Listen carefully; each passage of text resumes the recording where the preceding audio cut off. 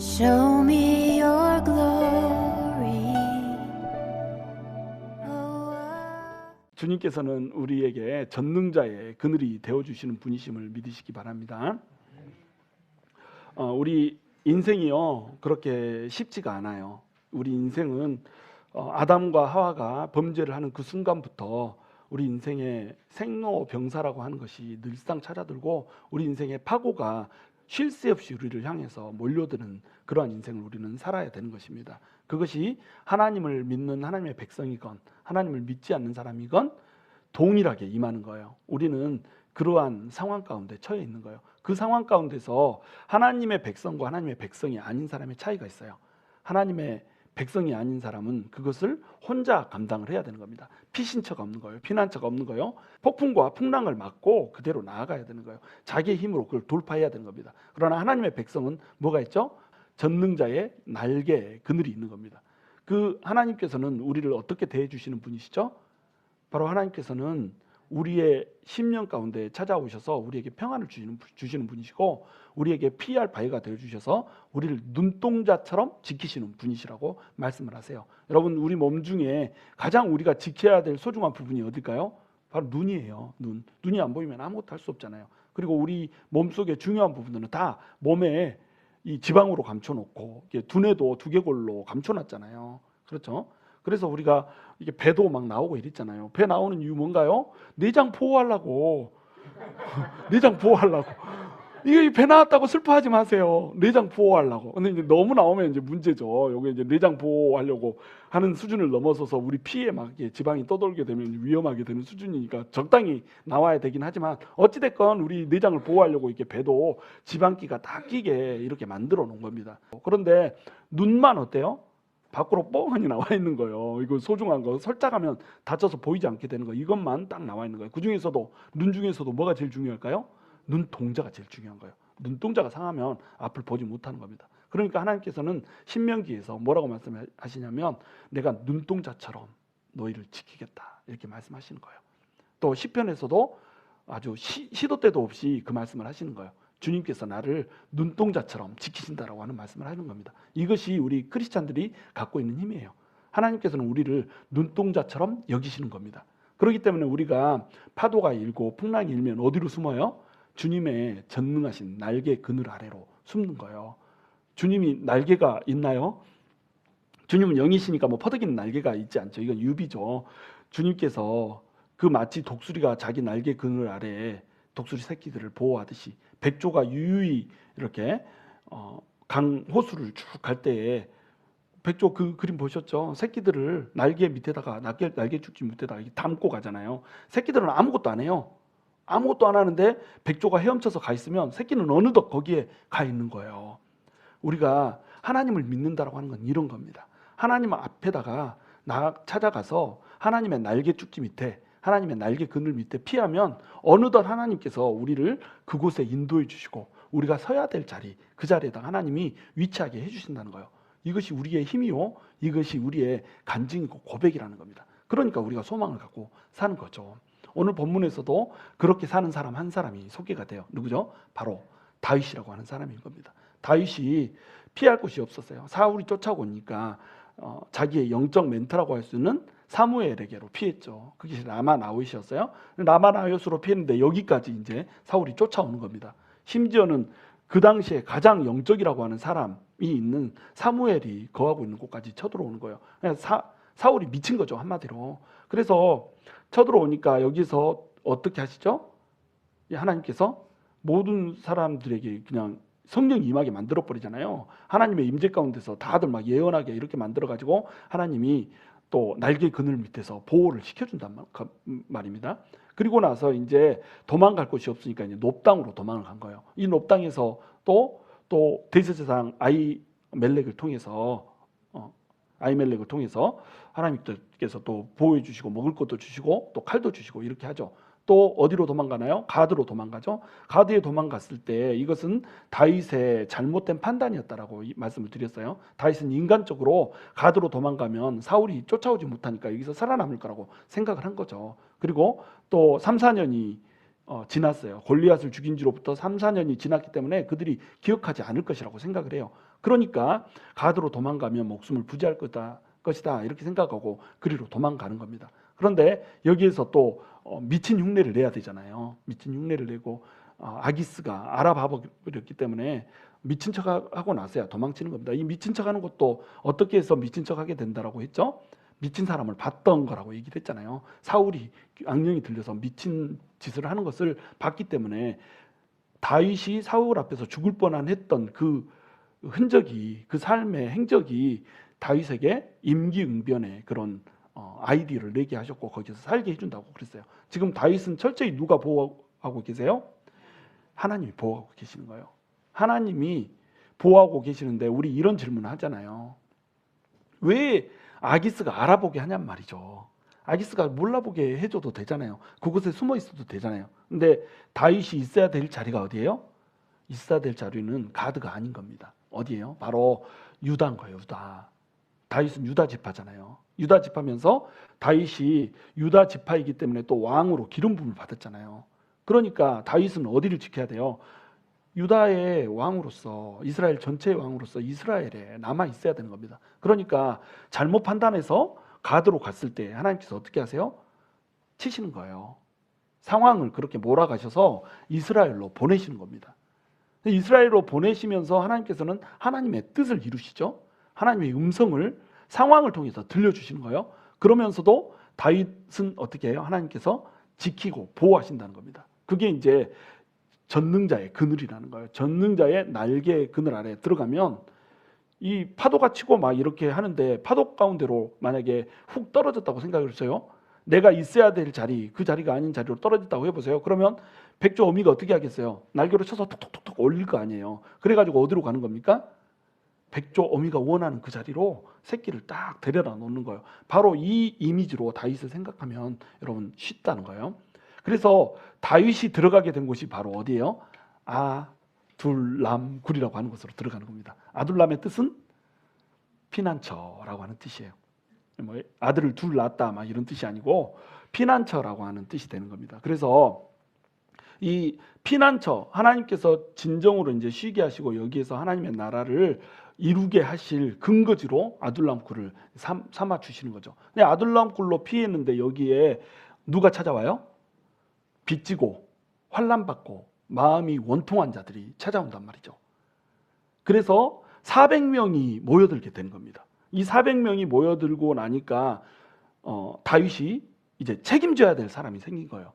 자기 혼자 피해 다니는 것이 아니고 400명이라고 하는 사람들이 함께 하게 됐어요. 자, 이 400명이 함께 이동을 하면 어떻게 될까요?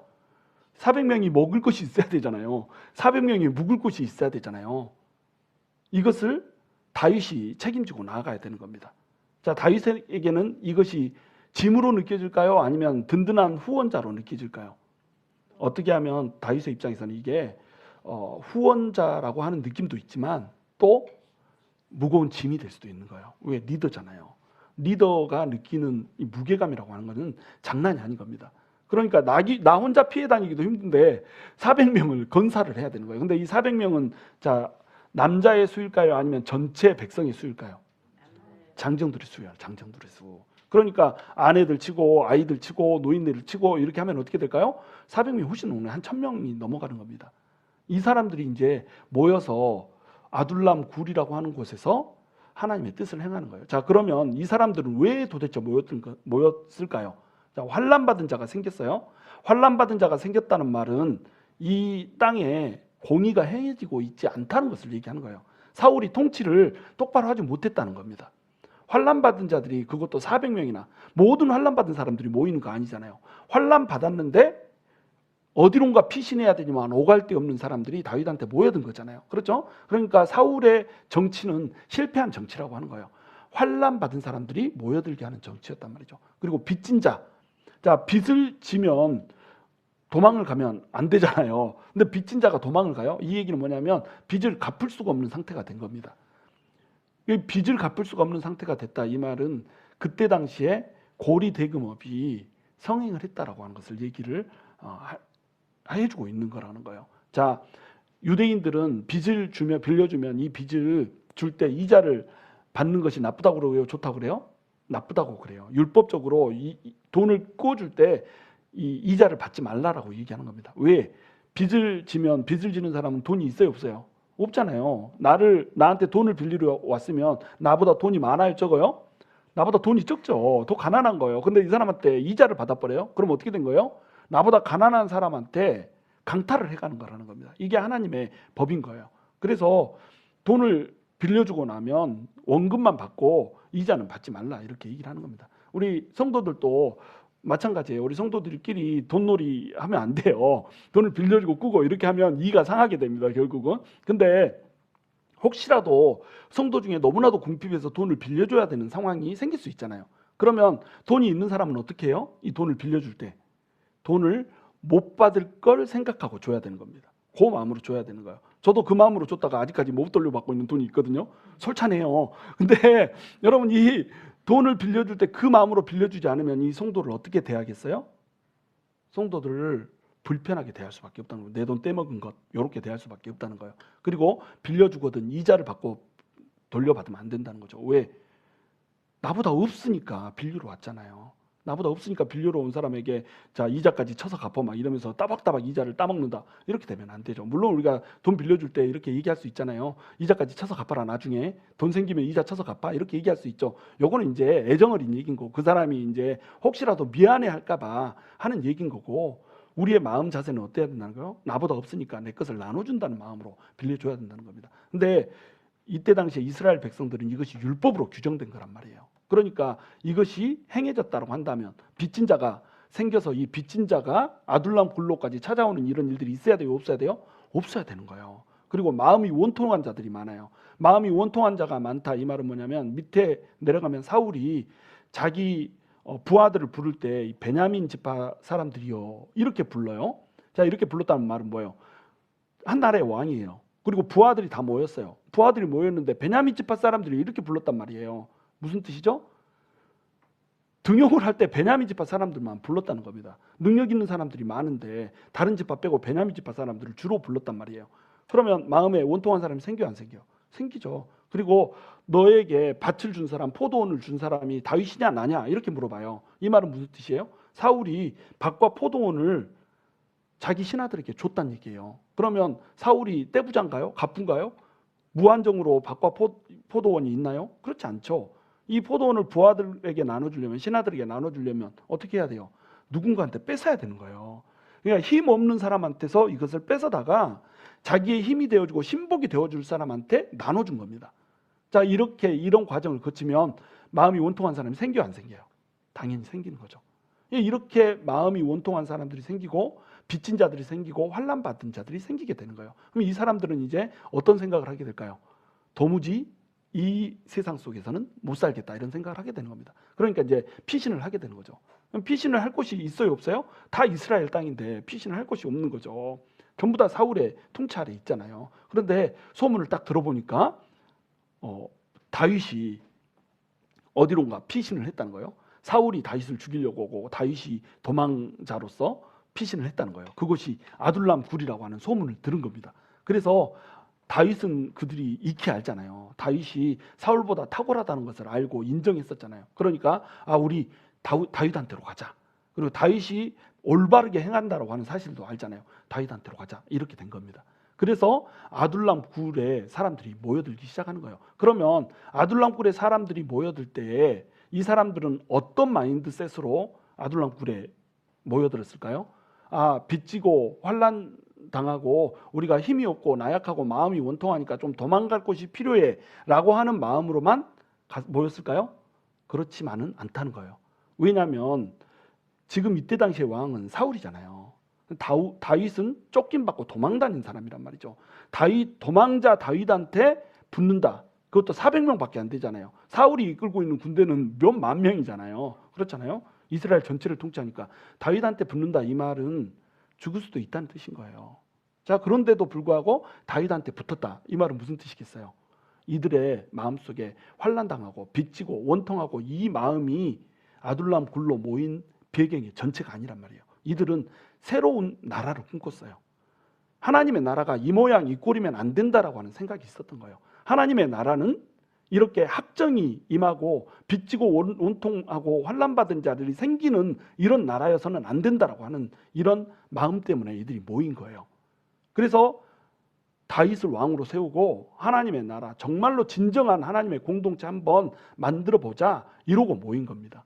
그러니까 이 아둘람 굴에 모인 400명의 용사들이 나중에는 600명이 되고 나중에는 그보다 능가하는 숫자가 돼서 어떻게 해요? 하나님의 나라를 세워버린다는 거예요. 여러분, 환난당하고 빚지고 원통한 자들이 뭘 가지고 있어요? 아무것도 가진 게 없잖아요. 근데 이 사람들을 데리고 다윗이 하나님의 나라를 세워버리잖아요. 이것을 가능하게 했던 이유, 이건 뭘까요? 뜻이 맞았던 겁니다. 뜻이. 이 공동체로는 안 된다라고 하는 뜻이 있었던 거예요. 이 모양 이 꼴로는 하나님 나라가 설 수가 없다라고 하는 것을 그들은 동의했던 겁니다. 그러니까 우리가 모여서 하나님의 나라 한번 만들어 보자. 그럼 누구를 왕으로 세울고 다윗을 왕으로 세우자. 사울은 하나님 앞에 성실하지 못한 사람이고 하나님 앞에 패역한 사람이고 다윗은 하나님 앞에 의로운 사람이니까 다윗을 중심으로 뭉쳐서 진정으로 하나님 나라 한번 세워보자. 이렇게 하고 아둘람 굴로 모여들었던 겁니다. 여러분, 교회가 바로 이런 공동체가 돼야 되는 거예요. 교회가 이런 공동체가 되지 못하면은 교회는 하나님의 나라를 세우는 전진 기지가 될 수가 없는 거예요. 근데 오늘날 교회에는 뭐가 문제냐면 빚지고 환난당하고 마음이 원통한 자들이 모이는 데까지는 아둘람 굴이야. 근데 뭐가 없어요? 하나님 나라에 대한 비전이 없는 거예요. 하나님 나라에 비전이 없어요. 그러니까 모이게 되면 어때요? 오히려 부작용인 거예요.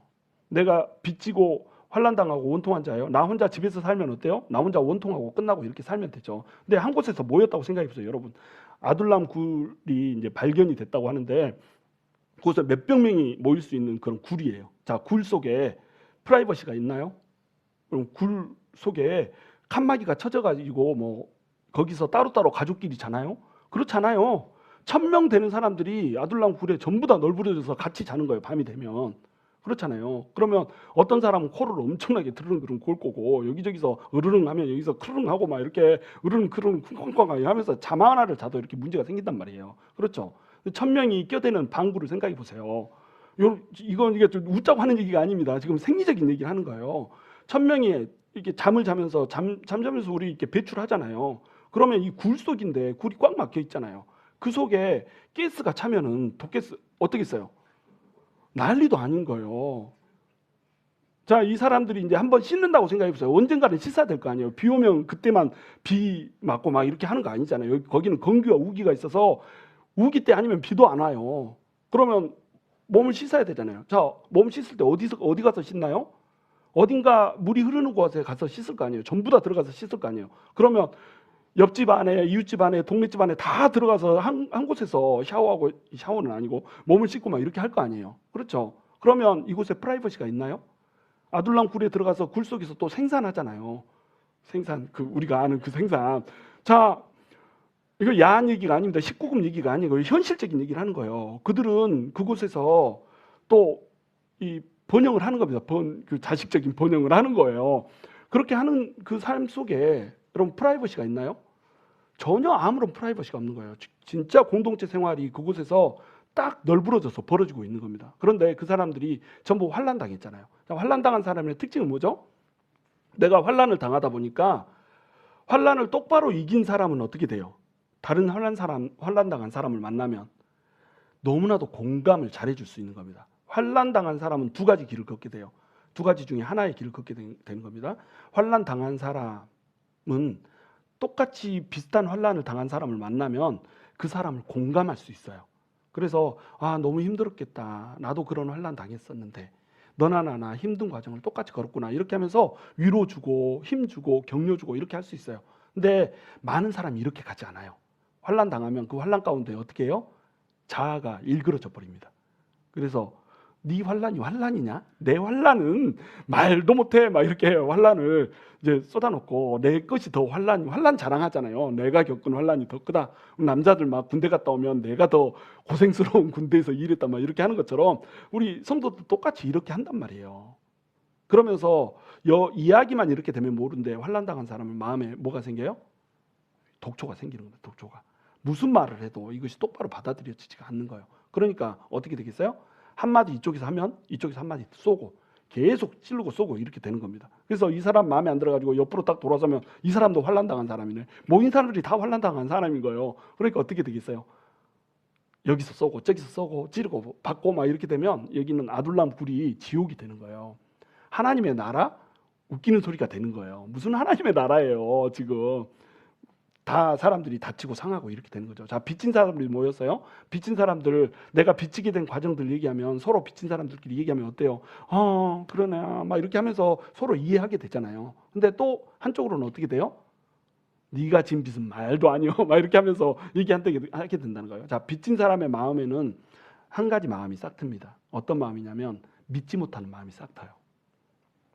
내가 빚을 지게 된 원인은 뭔가요? 가난하기 때문에도 빚을 지지만 배반을 당하기 때문에도 빚을 지잖아요. 율법대로 돈을 빌려간 원금만 갚으면 될 걸로 생각을 하잖아요. 근데 이 사람은 율법대로 살지 않고 돈이 많은 사람이니까 하나님한테 복을 받았다라고. 이때는 뭐 복의 개념이 그거잖아요. 하나님의 복을 받은 사람이니까 당연히 나한테 이자 안 받고 이렇게 돈을 줄 줄 알았는데 이자가 원금보다 비싸. 1억을 빌려갔는데 5억이 돼 있어. 막 이렇게 되면 어떻게 있어요? 사람을 믿을 수 있어요? 없어요? 사람 못 믿는 겁니다. 그러니까 아둘람굴에서 1000명이서 함께 머물면서 생활을 하고 있는데 서로를 못 믿는 거예요. 이 사람을 믿어도 되나? 저 사람을 믿어도 되나? 서로 의심하게 되는 겁니다. 자, 그러면 여기에 공동체에 애정이 싹틀 수 있을까요? 서로 믿고 하나님의 나라를 건설하기 위해서 서로에게 등을 맡길 수 있을까요? 맡기지 못하는 거예요. 마음이 원통한 자들도 마찬가지예요. 마음이 원통한 자들이 모여서 원통한 일이 많아. 당한 일이 많아. 그러면 다른 사람들 앞에서 나는 어떻게 해야 돼요? 철통 방어를 하는 겁니다. 다시는 원통한 일을 당하지 말아야지. 다시는 이런 일을 겪지 말아야지. 이러면서 서로 벽을 쌓게 되는 거예요. 오늘날 많은 교회들이 실패하는 이유, 이것 때문에 그렇다는 거예요. 서로 비밀이 너무 많아. 서로 감춰야 되는 게 많아. 서로 내가 세워야 되는 자존심이 너무 많아요. 이 마음이 원통하고 빚지고 환난당한 사람들의 특징이 뭐냐면 마음에 상처가 너무 많다는 겁니다. 그래서 이 마음의 상처가 엉어리지면 이게 뭐가 돼버리는 거예요? 쓴뿌리가 되어버리는 거예요. 그래서 이게 독초로 다시 날려지는 겁니다. 모든 것이 전부 다 나한테 올 때에 똑바로 이렇게 오다가 투영이 돼버리는 거예요. 이게 꺾여져 버리는 겁니다. 예를 들면 이제 우리 강아지들이 주인한테 많이 맞은 강아지들 막 꼬리치고 막 이러고 왔는데 주인이 째리가 이놈아 하고 머리를 쳤다.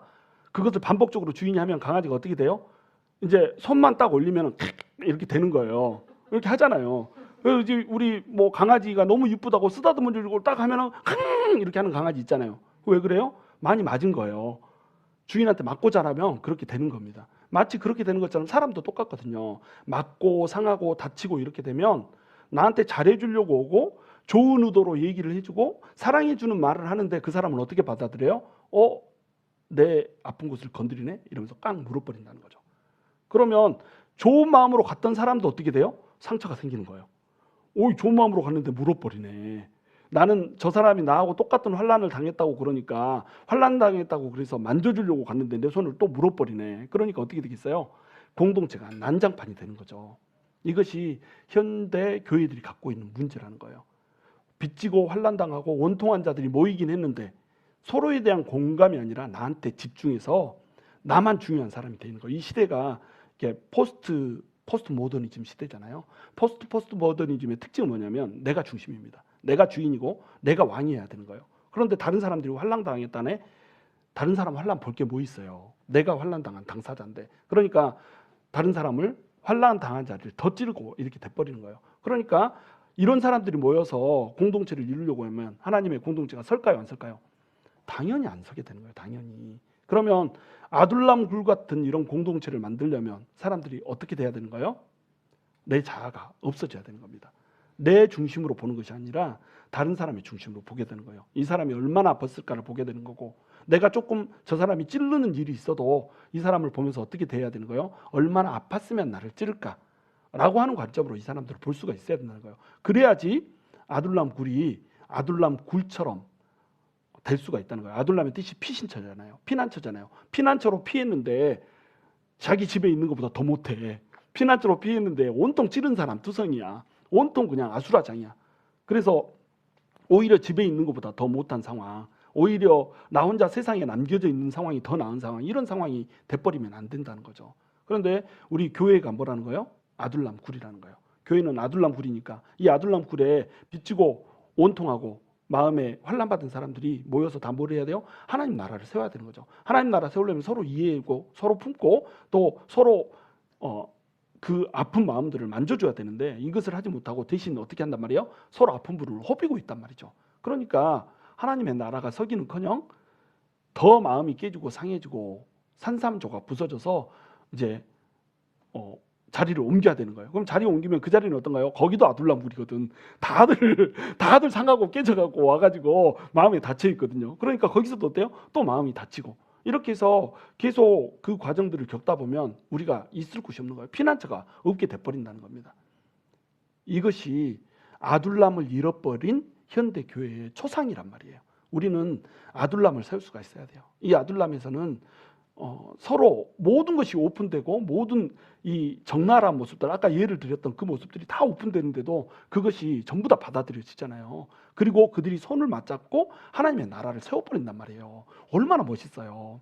아둘람의 이 나라. 근데 아둘람으로 피신했던 다윗이 이제 아둘람에 있으니까 누가 또 찾아오죠?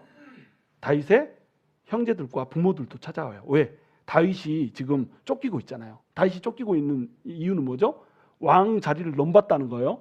반역죄로 지금 쫓기고 있는 겁니다. 그럼 반역자의 가족은 어떻게 되죠?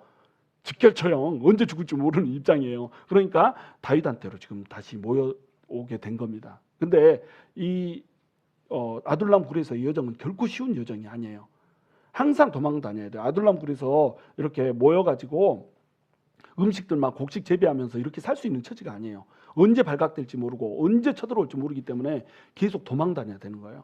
지금 유다 땅이라고 이렇게 생각하고 아둘람 땅으로 왔잖아요. 근데 그 당시에 아둘람 땅은 유다 지파에게 분배가 되긴 했지만 완벽히 유다 지파에서 장악한 땅은 아니었어요. 그래서 가나안 사람들과 유다 지파 사람들이 섞여서 사는 곳이었고 그때 당시에 이 땅은 블레셋에 속해 있었다라고 이렇게 추정을 하고 있어요. 그럼 블레셋에 속해 있기 때문에 여기가 안전한 땅이라고, 상대적으로 안전한 땅이라고 여겨주고 이쪽으로 피한 겁니다. 근데 누가 가서 얘기를 해요?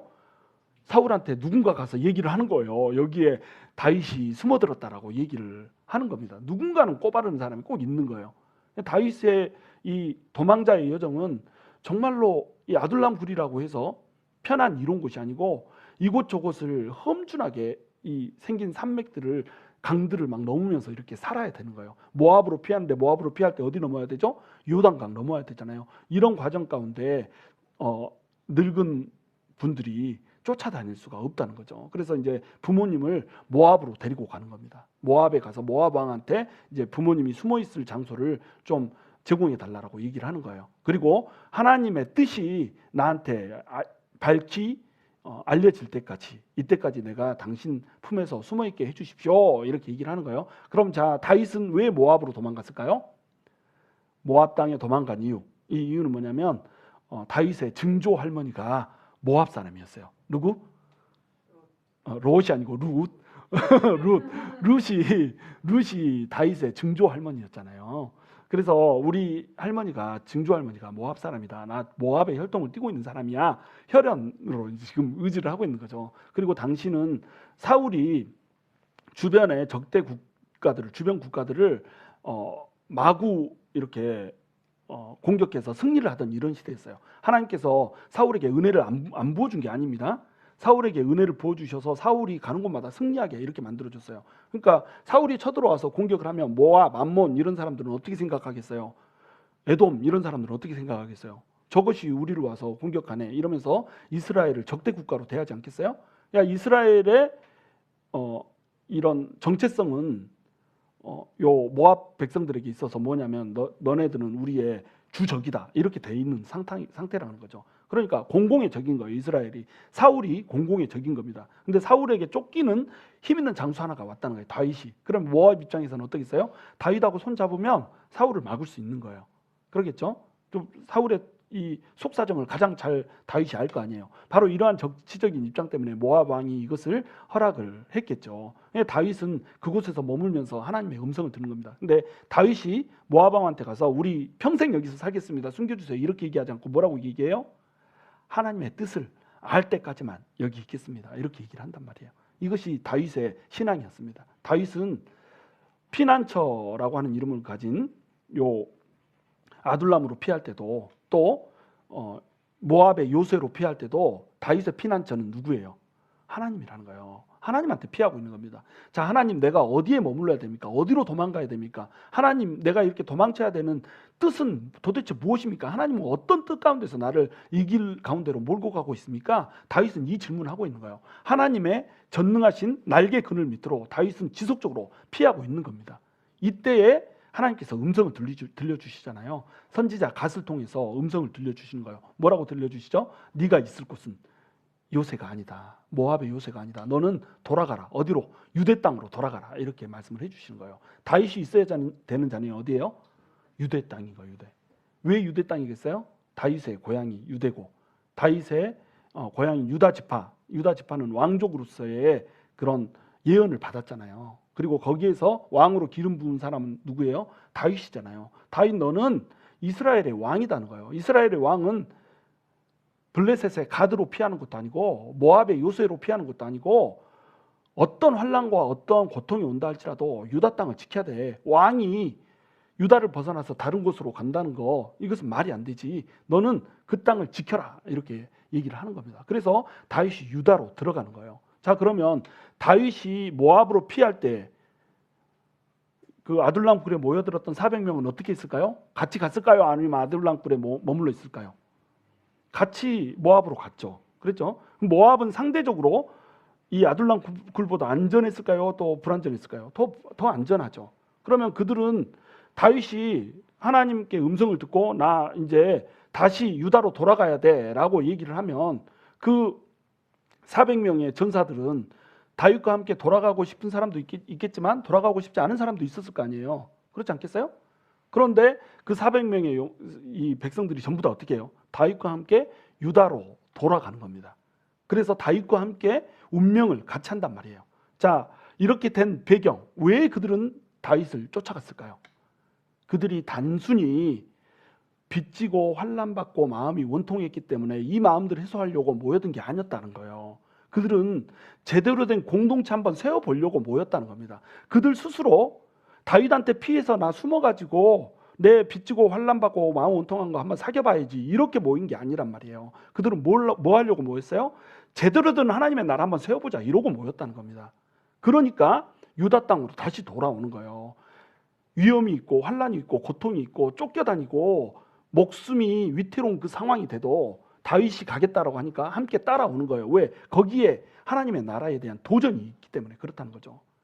교회가 이래야 되거든요. 교회는 비전이 있어야 되는 거예요. 현재 상태가 악해요. 현재 상태는 아둘람 굴이에요.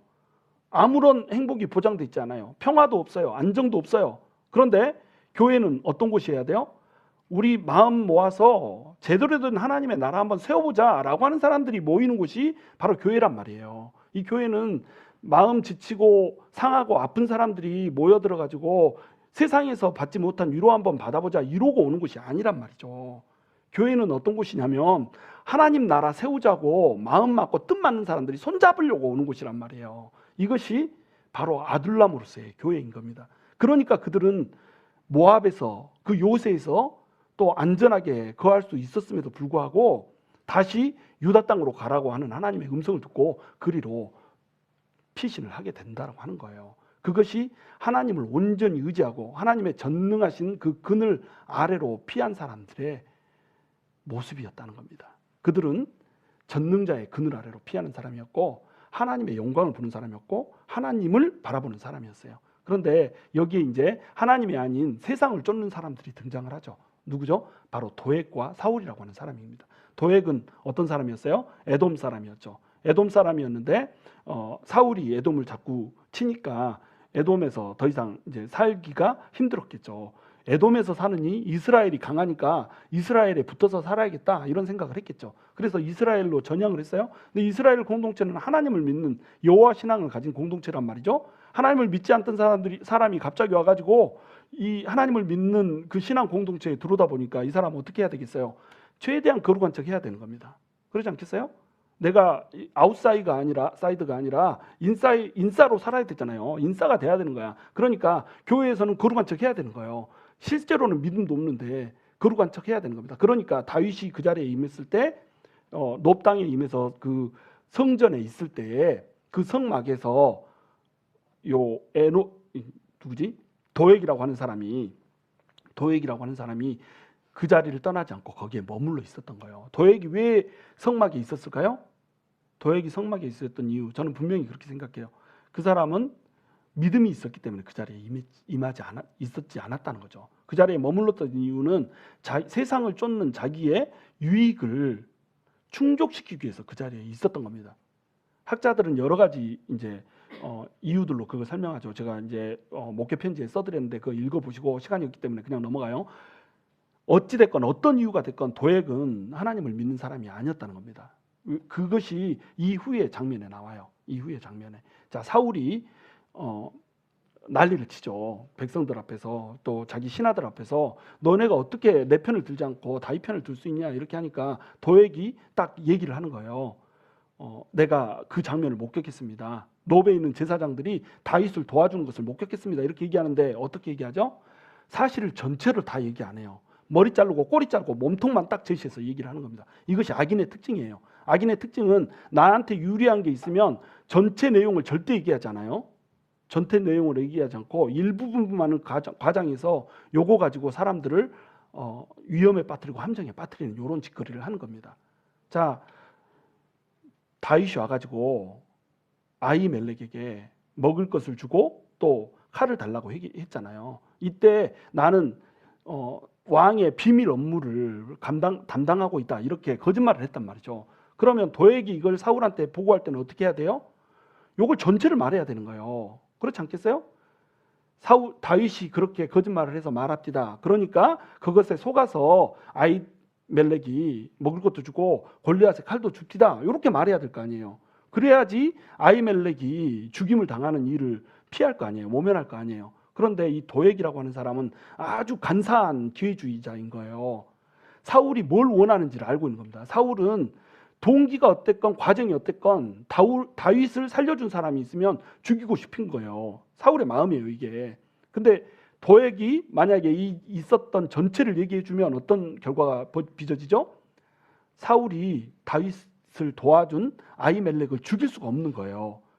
그러면 사울한테서 자기에게 떨어지는 신뢰나 신임이나 이런 것들로 인해서 누릴 수 있는 자기의 유익이 사라지는 겁니다. 그러니까 어때요? 자기의 유익을 위해서 머리 자르고 꼬리 자르고 몸통만 딱 제있어서 얘기를 하는 겁니다. 우리 현대에도 이러한 크리스찬들이 얼마나 많은지 아세요? 현대 크리스찬들이 이런 사람 많아요. 여러분, 도액이 어디에 있었어요? 성막에 있었잖아요. 성막에 있었는데 하나님을 제대로 알아요? 몰라요? 제대로 몰라요. 자, 사울이 제사를 드려요? 안 드려요? 제사 드려요. 예배 드려요. 그런데 하나님을 제대로 섬겨요? 안 섬겨요? 제대로 안 섬겨요. 그런데 예배당에는 앉아있고 예배 드리고 있다는 겁니다. 모든 예배 드리는 성도들이 성도인 게 아닌 거예요. 여러분, 예배당에 앉아서 예배 드린다는 이유로 성도라고 규정할 수 있다면요, 여러분 지금 주차장에 가서 자동차들 사이에 딱 내가 서 있으면 나는 뭐가 되는 거예요? 자동차가 되는 거예요. 여러분, 마트에 가가지고 정육점에 가가지고 고기들 널려지는데 그 옆에 서 있으면 나는 삼겹살이 된다니까요. 내가 정육점에 가서 서 있어도 나는 곽형일이잖아요. 내가 주차장에 가서 서 있어도 나는 뭐예요? 곽형일이잖아요. 그렇다는 거예요. 근데 우리는 예배당에서 예배 드리고 있기 때문에 우리가 성도다라고 부른단 말이에요. 성도 아닙니다. 우리 마음이 정확히 하나님한테 집중돼야 이게 성도인 거예요. 그렇지 않고 내 유익을 위해서 하나님 이용해 먹고 이러면서 앉아가지고 예배 드리고 있으면 이 사람은 뭐라는 거예요? 이 사람은 거짓 성도인 거예요. 참 성도가 아닌 거예요. 우리가 이 사실을 도액을 통해서 알아야 된다는 겁니다. 이 도액이 하나님을 알지 못하는 자였다는 것을 우리가 어떻게 할 수 있어요? 사울이 명령을 하잖아요. 이 아히멜렉이라고 하는 제사장을 부르다가 너 어떻게 해서 이런 짓을 했냐 막 이렇게 얘기하잖아요. 그러니까 아히멜렉이 나는 악을 행한 적이 없습니다. 다윗이 무슨 악을 했겠습니까? 다윗은 이 사위이면서 당신의 사위이면서 동시에 호위 대장 아닙니까? 그러면 다윗이 죄진 것도 없는데 다윗을 쫓는 것은 말이 되지 않지 않습니까? 이렇게 얘기를 하는 거죠. 그리고 다윗을 위해서 내가 하나님께 물었던 것도 많고 이러니까 나는 다윗을 너무나도 잘 아는데 다윗은 반역할 만한 이런 사람이 아니에요. 지금 왜 잘못된 사람을 쫓고 있습니까? 이걸 지적하잖아요. 그러면서 동시에 어떻게 얘기하고 있어요? 다윗이 당신에게 쫓겨다니고 있는 사실을 나는 모르고 있었습니다. 얘기하잖아요. 그러면 사울 봐보세요. 사울은 지금 어떻게 하고 있어요? 재판을 할 때에 재판을 통과시키려면 반드시 증인이 몇 명 있어야 돼요. 율법에 의하면 증인이 2명 이상 있어야 되잖아요. 도액 혼자 증인이잖아요. 그러면 도액 혼자서 증인이 되어서 얘기를 하고 있으면 누구 말을 들어야 돼요? 피고인 아히멜렉의 얘기를 귀담아서 들어야 된단 말이죠. 근데 이 얘기를 듣지 않아요. 그리고 넌 이제 죽었어. 이렇게 결정을 내려버린다는 겁니다. 사울은 재판의 과정을 뛰어넘었어요. 불공정한 재판을 했어요. 그리고 사울을 보면 사울이 지금 자리에 앉아 있는데 뭘 들고 앉아 있다고 그래요? 단창을 들고 앉아 있다고 그러냐? 창을 들고 앉아 있어요. 그렇죠? 왕은 뭘 들고 앉아 있어야 되나요? 다스리는 호를 들고 앉아 있어야 되잖아요. 다스리는 왕의 지팡이를 들고 앉아 있었단 말이죠. 근데 사울은 등장할 때마다 뭘 들고 앉아 있다고 그래요? 창을 들고 앉아 있다고 그래요. 그래가지고 다윗이 나타나면 막 던져불고 아들 요나단이 나와서 또 마음에 안 드는 소리하면 던져버리고 사울이 지금 이 창을 들고 있다. 이 얘기는 사울이 어떠한 정치를 하고 있는가를 명확히 보여주는 거예요. 하나님을 안다고 하고 하나님을 섬긴다고 하고 하나님께 제사 드린다고 하고 때로는 하나님한테 회개도 하고 이렇게 하면서 하나님으로부터 왕위를 받았는데 이 왕위를 지킬 때는 왕이 다스리는 홀로 다스리지 않고 뭘로 다스리고 있어요? 창으로 다스리고 칼로 다스리고 있단 말이죠. 그러니까 이 나라에 빚지고 환람당하고 원통한 자들이 그렇게 생겨난다는 겁니다. 사울도 역시 어때요? 마치 하나님을 아는 사람인 것 같지만 하나님을 모르는 자. 그래서 사울이 명령하잖아요.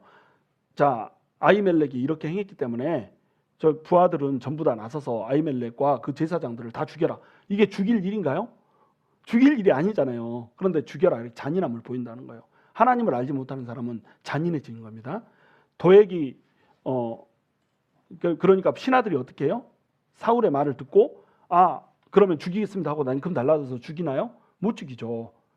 죽이지 못하였더니 단 한 명의 신하도 나서서 죽이지를 못해요. 왜 그랬어요? 하나님을 알거든요. 이 신하들은 다윗이 옳다는 것도 알아요. 비록 지금 권력이 사울한테 있기 때문에 어쩔 수 없이 다윗을 쫓으라 하면 쫓고 이렇게 하고 있지만 다윗을 죽여서는 안 된다고 하는 사실을 아는 거예요. 그러니까 다윗의 우호적인 마음 자세를 가지고 있는 거죠. 그런데 다윗에게 먹을 것을 줬다는 이유, 그것도 속아서 먹을 것을 주고 칼을 줬다는 이 이유만으로 제사장들을 죽이라고 하네. 제사장들은 근데 어떤 존재예요? 하나님이 기름 부은 존재잖아요. 하나님이 기름 부은 존재를 손대면 안 된다라고 하는 것을 이 사람들 알아요? 몰라요? 아는 거예요. 그런데 사울은 이들을 죽이라고 명령을 한다는 거죠. 제사장들을 죽이라는 명령을 하니까 신하들은 아무도 나서서 죽이지 않아요. 하나님을 아니까. 근데 하나님을 모르는 사람이 하나 있는 거야. 누구죠? 도액. 사울이 딱 보니까 신하들은 당연히 못 죽이는 게 당연한 거예요. 자기가 신하라도 못 죽이게 생겼어. 하나님을 아는 사람이라면 그런 행동을 하지 않아. 근데 자기는 어때요? 자기는 해. 자기는 잘못됐다는 거 알아요. 재판도 잘못됐다는 거 알고 제사장을 죽이는 것도 잘못됐다는 거 알아요. 다윗을 죽이려고 하는 거 잘못됐다는 것도 알아요. 근데 왜 해요? 자기 유익 때문에. 왕자리 지켜야 되니까 하는 거예요. 자기 유익을 위해서는 이것이 잘못됐다는 거 아는데도 가는 거예요. 이것이 패역한 자의 모습이라는 거죠. 근데 도액한테 이제 명령을 하죠. 도액은 하나님 모르니까 네가 가서 죽여라. 이렇게 하니까 도액은 이때다 싶다 이러고 나섰잖아요. 그래가지고 도액이 제사장들 85명을 전부 다 죽여버려요. 하나님을 모르니까. 여기서 이제 그가 성막에 있었던 것이 위선이었고 또 하나님을 믿기 때문이 아니었다라고 하는 것이 정확히 드러나는 겁니다. 그리고 제사장 85명을 죽이는 데서 멈추지 않아요. 놋 땅에 쳐들어가가지고 제사장의 가족들을 다 죽여버려요. 남녀노소를 구분하지 않고 전부 다 죽여버린 겁니다. 얼마나 잔혹해요. 그리고 그들만 죽였냐? 이 소와 양, 가축들까지 다 죽여버려요. 이게 그렇게 진멸할 일인가요? 그렇지 않잖아요. 그런데 그렇게 해버린단 말이죠. 왜? 하나님을 모르니까. 하나님을 모르는 사람은 자기 유익을 위해서는 어느 선까지 잔인해질 수 있는지 우리가 가늠할 수 없어요. 다윗이 이걸 몰랐던 거예요. 다윗이. 이때 살아남은 사람 하나가 있죠. 누구죠? 아비아달이라고 하는 사람. 아히멜렉의 아들이에요. 이 아들이 혼자 살아남아요. 전부 다 롭 땅에서 있었는데 이 사람만 어디에 있었냐면 아마도 성막에 있었던 것 같아요. 성막에서 뭘 하고 있었는지 모르지만 하여튼 뭐 성막에서 기도를 하고 있었던지 성막에 피해 있었던 거죠. 그래서 다 죽었어요. 성막에 있던 에봇을 들고 다윗한테 도망가는 겁니다. 왜? 도망갈 곳이 없어. 피할 곳이 없는 거예요. 왕을 피해서 어디로 가겠어요? 그러니까 다윗한테로 도망가는 거예요. 다윗이 뭐라고 그래요? 이거 다 내 잘못이다. 이렇게 얘기하잖아요. 자, 엄밀히 따져봅시다. 다윗 잘못인가요? 다윗 잘못 아니죠. 다윗이 거짓말을 하긴 했지만 다윗은 거짓말하지 않고 내가 지금 사울한테 쫓기고 있다 이러면 죽어야 되잖아요. 문제는 누구예요? 사울과 도액이란 말이죠. 죽이라고 명령한 사울과 죽인 도액이 문제라는 거예요. 그러니까 다윗이 지금 그렇게 행했던 거, 그것은 다윗의 잘못이 아니라는 거죠. 그런데 다윗은 어때요? 이것이 내 잘못이다라고 얘기를 하는 거예요. 다윗의 잘못이라고 다윗이 얘기하면서 시인했던 이유는 뭐냐면 도액이라고 하는 사람이 거기에 분명히 있었고 이 모든 것을 보고 있었는데 도액이 반드시 사울에게 이를 것, 고자질할 것도 알고 있었는데 조치를 취하지 않았다라고 하는 거, 이것에 대해서 잘못을 시인한 겁니다. 다윗은 판단을 잘못했던 거예요. 설마 사울이 이 문제로 제사장을 다 죽여버릴지는 몰랐다는 거예요. 설마 도액이 그 명령을 받고 다 죽여버릴 정도로 이렇게 잔인하다라고 하는 사실을 몰랐던 거예요. 왜냐하면 다윗은 하나님을 쫓는 사람이었거든요. 자, 하나님을 쫓는 사람의 가장 큰 문제가 바로 이거예요. 자기가 하나님 앞에 거룩하고 하나님 앞에 신실하니까 다른 사람도 다 그렇게 보인다는 겁니다. 자기가 믿음이 좋아버리잖아요. 이러면 다른 사람도 그렇게 보여요. 다른 사람들이 이뻐 보이는 겁니다. 다른 사람들도 이 정도까지 무너질 거라고는 생각하지 않는 거예요. 그러나 그것이 믿음 좋은 사람들의 착각일 뿐이라는 거죠. 여러분, 하나님이 없는 사람들은요, 정말로 땅바닥까지 떨어져요. 하나님이 없는 사람들은 멸망하는 짐승과 똑같습니다. 우리 이거 똑바로 알아야 되는 거예요. 그러니까 하나님이 없는 사람들이 어떤 행동을 취할 거라고 하는 거, 이것을 우리는 마음의 준비를 하고 있어야 되는 거예요. 아주 그냥 어떻게 이렇게까지 할 수 있어? 라고 하는 수준까지 해버리거든요. 하나님이 없으니까.